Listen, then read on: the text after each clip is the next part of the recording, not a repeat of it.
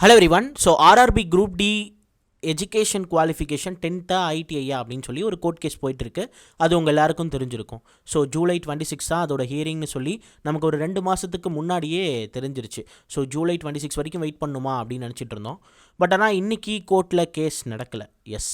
So next எப்போ hearing நடக்குது, இதை பற்றின இன்ஃபர்மேஷன் என்ன, அதை தான் நம்ம வந்து இன்றைக்கி தெளிவாக பார்க்க போகிறோம்.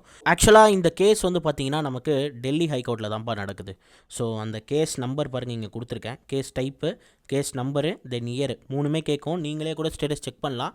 ஸோ அஃபிஷியலாக டெல்லி ஹைகோர்ட்டோட வெப்சைட்டில் செக் பண்ணி பாருங்கள். பட் ஆனால் டைம் வேஸ்ட் பண்ண வேணாம். அதில் ஆக்சுவலி இதை தான் வந்து கொடுத்துருக்காங்க. ஸோ ஒன்றுமே இல்லை. என்ன அப்படின்னா 26 ஜூலை 2025 இன்றைக்கி நடக்க வேண்டிய ஹியரிங் அப்படிங்கிறது. ஸோ நமக்கு வந்து 28 ஜூலை 2025 அப்போ நடக்க போகுது அப்படின்னு வந்து சொல்லியிருக்காங்க. சரியா, வேறு எதுவுமே சொல்லலை. ஏன் இன்றைக்கி நடக்கலை அப்படின்னு நம்ம கொஞ்சம் டீட்டெயிலாக பார்த்தோம் அப்படின்னா, இன்றைக்கி 4th Saturday. So court leave. So அதனால் நமக்கு வந்து பார்த்திங்கன்னா மண்டே நடக்கிற மாதிரி கொடுத்துருக்காங்க. ஸோ மண்டே தான் தெரியும் இதை பற்றின அப்டேட் என்ன அப்படிங்கிறது. ஸோ இதுக்கு மேலே இன்றைக்கி காலையிலேருந்து நிறைய பேருக்கு வந்து குரூப் டி ஐடிஐயா 10th சொல்லி நிறைய சர்ச் பண்ணிட்டு இருந்திருப்பீங்க.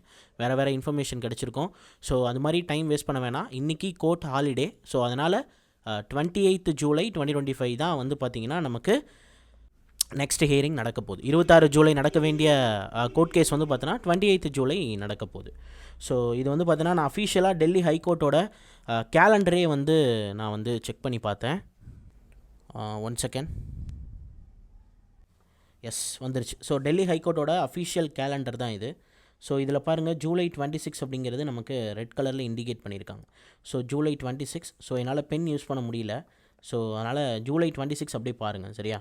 ஸோ ஜூலை 26 வந்து நமக்கு வந்து என்ன கொடுத்துருக்கான், ஹாலிடே அப்படின்னு வந்து மென்ஷன் பண்ணிட்டான். ஸோ அதனால் ஜூலை 26 நடக்க வேண்டிய ஹியரிங் வந்து நமக்கு வந்து பார்த்திங்கன்னா 28 நடக்க போகுது. வேறு எந்த ஒரு ரீசனும் கிடையாது. சரியா. ஸோ ஹாலிடே அப்படிங்கிறதுனால தான் 2 நாள் தள்ளி போயிருக்கு. ஸோ 28 ஜூலை நமக்கு கன்ஃபார்மாக தெரிஞ்சிடும். ஸோ மோஸ்ட்லி 10th ஃபேவராக இருக்க மாதிரி தான் எல்லோரும் நினைக்கிறோம். ஸோ அப்படி தான் நடக்கும். சரியா. 10th எலிஜிபிள் அப்படிங்கிற அந்த ஒரு க்ரைட்டேரியா தான் இருக்கும். ஸோ வெறும் 10th மட்டும் கிடையாது, 10th அண்ட் ஐடிஐன்னு இப்போ கொண்டு வந்திருக்காங்க இல்லையா. ஸோ அதுதான் அந்த கான்செப்ட் தான் அப்படியே இருக்கும். ஸோ அப்ளிகேஷன்லாம் வித்ட்ரான் பண்ண சொல்லி ஐடிஐ சார்பாக நிறைய பெட்டிஷன் போட்டு அதுதான் வந்து இந்த கோர்ட் கேஸாக வந்து நிற்கிது. ஸோ அந்தளவுக்கு அப்ளிகேஷன் வித்ட்ரா பண்ணுற அளவுக்கு இதுக்கு மேலே போக மாட்டாங்க. ஸோ பார்க்கலாம். சரியா. அஃபிஷியல் கன்ஃபர்மேஷனை நமக்கு வந்து ஜூலை 28 அன்றைக்கி வந்துடும். ஸோ அப்படி ஜூலை 28 அன்றைக்கி வரல, இன்னும் ஒரு மாதம் கோர்ட் கேஸ் தள்ளி போகுதுன்னா அது நம்ம கையில் இல்லை. ஸோ பார்க்கலாம். சரியா. உங்களோட ப்ரிப்பரேஷனை மட்டும் பீக்கில் வச்சுக்கோங்க. ஸோ நீங்கள் நல்லா ப்ரிப்பேர் பண்ணிகிட்டு இருந்தீங்க அப்படின்னா உங்களை வந்து யாராலையுமே அசைச்சிக்க முடியாது. சரியா. இது உண்மை தான். ஏன்னா நீங்கள் டைம் எக்ஸ்டெண்ட் ஆக உங்களுக்கு ஒரு சான்ஸ் இன்னும் கொஞ்சம் ஸ்ட்ராங்காக இருக்குது அப்படிங்கிறத நினச்சிக்கோங்க. அதனால் இன்னும் நல்லா எஃபோர்ட் போடுங்க. மேத்ஸ் அண்ட் ரீசனிங்கில் நல்லா ஸ்ட்ராங் ஆகுங்க. ஸோ அதே மாதிரி சயின்ஸ் இன்டெப்த்தாக ப்ரிப்பேர் பண்ண ஆரம்பிங்க. நிறைய ப்ரீவியஸ் இயர் கொஷின் ப்ராக்டிஸ் பண்ணுங்கள் சயின்ஸுக்கு. தென் அதே மாதிரி வந்து பார்த்திங்கன்னா கரண்ட் அஃபேர்ஸ் தான் இப்போ வந்து அதிகமாக கொஷின்ஸ் வந்து வந்துட்டுருக்கு.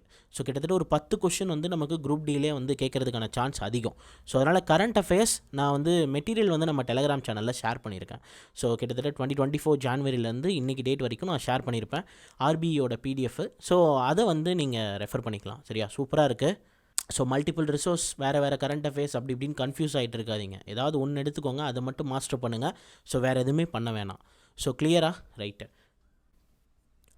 ஸோ குரூப் டி மாதிரியான எக்ஸாம்ஸ் நீங்கள் ப்ரிப்பேர் பண்ணுறீங்க அப்படின்னா மேத்ஸோட வெயிட்டேஜ் வந்து ரொம்ப அதிகமாகவே இருக்குது. கிட்டத்தட்ட ரீசனிங் ஒரு 30, மேத்ஸ் ஒரு 25, சயின்ஸ் 25 இருக்குது. ஸோ அதில் மேத்ஸ் 25, அதே மாதிரி ரீசனிங் 30.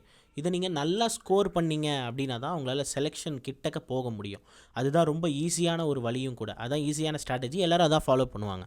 ஸோ அந்த மாதிரி நீங்கள் மேத்தமெட்டிக்ஸில் அவுட் ஆஃப் 25K உங்களால் ஃபுல் மார்க்கே எடுக்க முடியும். எப்போனா இந்த YCT புக்கில் இருக்கக்கூடிய 6000க்கும் மேற்பட்ட ப்ரீவியஸ் இயர் கொஷினை ப்ராக்டிஸ் பண்ணும்போது. ஸோ இந்த 6000 ப்ளஸ் ப்ரீவியஸ் இயர் கொஷினை நான் வந்து என்ன பண்ணியிருக்கேன்னா வீடியோ சொல்யூஷனாக. சரியா. இப்போ நான் வந்து ஒவ்வொரு கொஷினாக சொல்லி கொடுத்தா எப்படி சொல்லி கொடுத்துருப்பனோ அது மாதிரி வீடியோ கோர்ஸாக நான் வந்து மேக் பண்ணி வச்சுருக்கேன். ஸோ 6000க்கும் மேற்பட்ட ரயில்வேவோட original previous year question cover ஆகிருக்கும். கிட்டத்தட்ட ஆல்ரெடி முடிச்சாச்சு. 250க்கும் மேற்பட்ட வீடியோ இருக்குது. 100க்கும் மேற்பட்ட பிரிண்டபிள் நோட்ஸும் நான் வந்து ப்ரொவைட் பண்ணியிருக்கேன். Topic wise and type wise test சீரிஸும் கொடுத்துருக்கேன். சரியா. நான் என்ன நடத்திருப்பனோ, இப்போ ஒரு 50 கொஷின் நடத்திருக்கேன்னா அதுலேருந்து ஒரு 10 கொஷின் டெஸ்ட் வச்சுருப்பேன். ஸோ அது மாதிரி topic wise and type wise test series இதுவும் அன்லிமிட்டட் தான். வீடியோஸ் எல்லாமே நீங்கள் அன்லிமிட்டட் வியூ பார்த்துக்கலாம். கண்டென்ட்டை பொறுத்த வரைக்கும் பைலிங்குவலில் இருக்கும், Tamil and English. So 28 topic மொத்தம் இருக்குது இந்த புக்கில். அதில் 5 டாபிக் நான் ஃப்ரீயாகவே யூடியூப்பில் கொடுத்துருக்கேன். ஸோ செக் பண்ணி பாருங்கள். சரியா?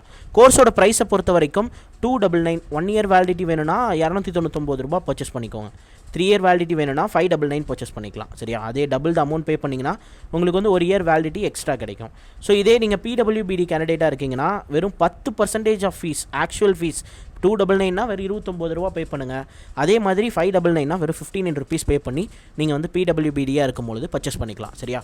நீங்கள் பிடபிள்யூபிடி கேண்டிடேட்டாக இருக்கீங்கன்னா எப்படி இந்த ஆஃபரை அவைல் பண்ணலாம் அப்படின்னா, நீங்கள் எனக்கு பர்சனலாக டெலகிராமில் மெசேஜ் பண்ணுங்கள். எனக்கு மெசேஜ் பண்ணுறதுக்கான லிங்க் டிஸ்கிரிப்ஷனில் இருக்குது. ஸோ நான் வந்து உங்கள்கிட்ட ஒரு சில வெரிஃபிகேஷன் பண்ணுவேன். சரியா? நீங்கள் உண்மையாலுமே பிடபிள்யூபிடியா அப்படிங்கிறதுக்கான வெரிஃபிகேஷன் ப்ராசஸை முடிச்சுட்டு நான் வந்து ஒரு கூப்பன் கோட் தருவேன். அது எங்கே அப்ளை பண்ணணும், எப்படி அப்படின்றதெல்லாம் நான் உங்களுக்கு சேட்டில் தெளிவாக சொல்லிடுவேன். இப்போ நீங்கள் வீடியோ பார்த்துட்டு இருக்க நீங்கள் உங்களுக்கு தெரிஞ்ச பிடபிள்யூபிடி கேண்டிடேட்ஸ் யாராவது இருந்தாங்க அப்படின்னா, ஸோ அவங்கக்கிட்ட சொல்லுங்கள், இந்த மாதிரி வெறும் 29 ருபீஸ் தான் இந்த மாதிரி YCT புக்கை கம்ப்ளீட்டாக கோர்ஸாக மேக் பண்ணி வச்சுருக்கோம் அப்படின்ற அந்த இன்ஃபர்மேஷனை கன்வே பண்ணுங்கள். ஸோ இது ரொம்பவே யூஸ்ஃபுல்லாக இருக்கும். ஓகே, இது வரைக்கும் நான் சொன்னது எல்லாமே உங்களுக்கு தெளிவாக புரிஞ்சிருக்கும்னு நினைக்கிறேன். ஸோ இதுக்கு மேலே நீங்கள் வந்து ப்ரெஷர் ஆகிட்டு இருக்க வேணாம், படிக்கிறதுல ஃபோக்கஸ் பண்ணுங்கள். ஸோ அப்போ மட்டும்தான் உங்களால் கண்டிப்பாக கிளியர் பண்ண முடியும்.